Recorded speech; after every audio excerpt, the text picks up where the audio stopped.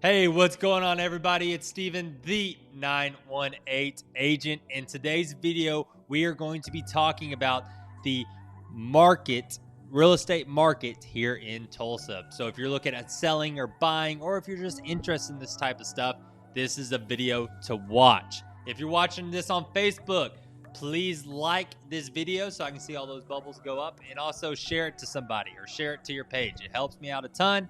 If you're watching on YouTube, please subscribe to my channel. That also helps me out. And then one last thing. Let me know what you think about this sweater. My daughter said I looked like a vampire. I don't know if it's a collar. So this will probably be the last time I'll be wearing this sweater. I'm very self-conscious about it now. So now you guys know a little bit about my personal life. Let's go ahead and dive into this video and let's get it rolling.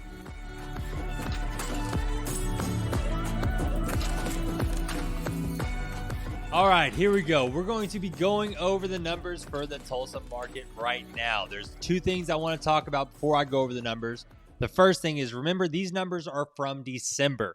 So we get all these statistics in January or middle of January, but these numbers will be resembling what the market was doing in December. Still good information, so stay tuned. The other thing is I switched up the numbers. So if you've been watching all my other market updates, I used to do averages. I feel like by me using the median statistics in the numbers instead of the averages, it makes it more realistic for our market right now. But I just want to disclose those two pieces of information. So just in case you're looking at the numbers and you're like, what's different from previous? No. That's what it is, okay? So since I disclosed that, let's go ahead and go over the numbers. So closed listings. We've had an increase from last year of 2000 and they made a mistake. I just noticed that. That needs to be 2021 and that needs to be 2020. Interesting. All right, sorry. I just noticed that. All right, anyway, let's go ahead and get into it. Closed listings. We've had an increase. Also, pending listings. If you remember me saying, if your real estate agent, is pushing back, the closing, not doing the normal 30 days, don't be alarmed.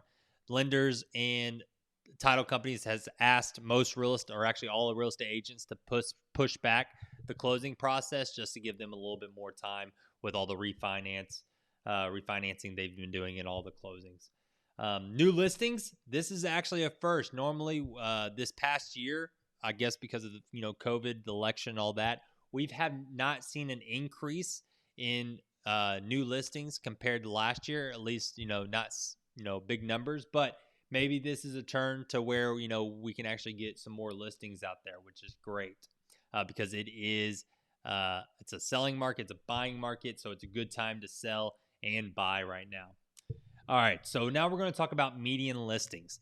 If you notice that there has been a huge increase, as like 20 to 25% of the market value. So if you were selling a house for $170,000, or you bought your house for $170,000, most likely your house is upwards to $200,000 now. So if you're looking to cash in, great time to sell. Now let's talk about the next one, which is the median selling to list price. So what this means is wherever you list your house, where is it going to sell at? Notice it is at 100%. So if you list your house for $200,000, you're going to get $200,000 most likely. Now, disclosure, please talk to your real estate agent and get the house price correctly. This number is only 100% because agents have been pricing the houses correctly. Remember that you might think, or you might see your value of your house of $200,000, right?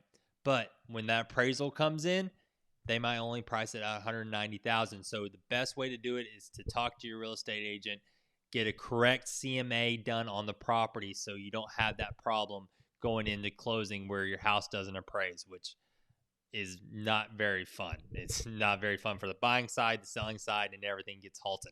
So if you want me to run a CMA on your house, please let me know. I'll do it completely free. It doesn't take me any time to do it, and I'll be happy to get that information there for you. Now, days on the market. So Remember, this is a median numbers and not averages, but that median number of days on the market is actually 10 days, which is about right. I mean, if you have a house that's under $300,000, maybe 250. If you have a house that's under 250,000, it's going to sell in less than a week.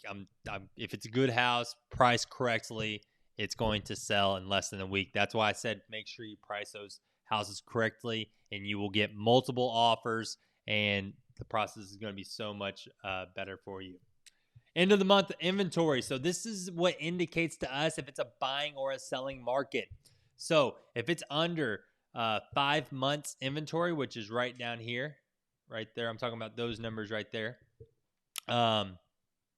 It means that it is a selling market. So if you can see, it's at 2.4, which is crazy. That means if we quit taking inventory right now, basically 2.5 months, we'll have no more houses to sell in Tulsa. So that is huge, saying it is a selling market. But Steven, didn't you say it was a buying and a selling market? Yeah. Interest rates are super low right now, so it's a great time to buy also. If you can, obviously you got to be competitive in your offers. So that brings up another great point. If your agent tells you to bring your best offer right off the get-go, do it. This really isn't a market to negotiate.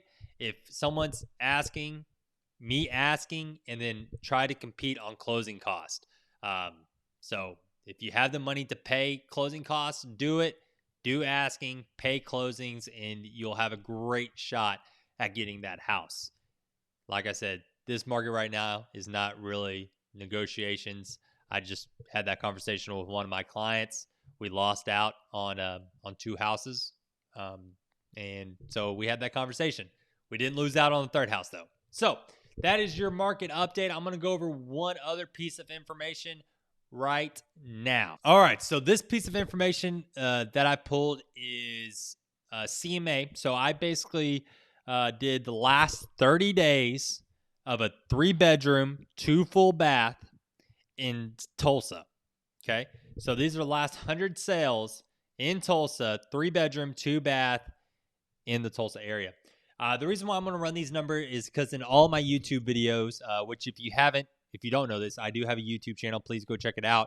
Please subscribe, and it helps me out a ton. But I always use a 3-bedroom, 2 bath as an average. So I just want to give you that knowledge over the last 30 days of what the average is for a 3-bedroom, 2 bath in Tulsa. So if we look right down here, can I zoom in on this? I should have figured. Yeah, there we go.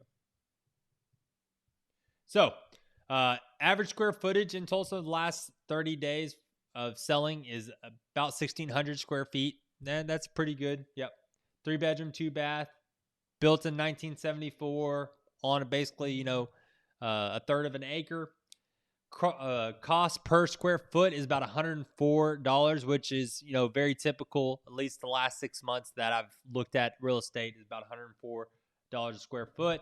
Price is $188,000 or $189,000.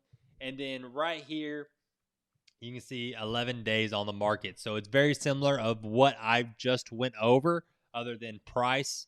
A lot of the houses that we saw, last month were, big numbers. All right, that's all I have for you today. Thank you so much for watching. Hopefully this helps you guys out, because that's the reason why I do this, is to bring value and to let you guys know what the real estate market is doing here in Tulsa. Once again, please check out my YouTube channel. Please like, share this video, and let me know if you have any questions in the comment section. Steven, out.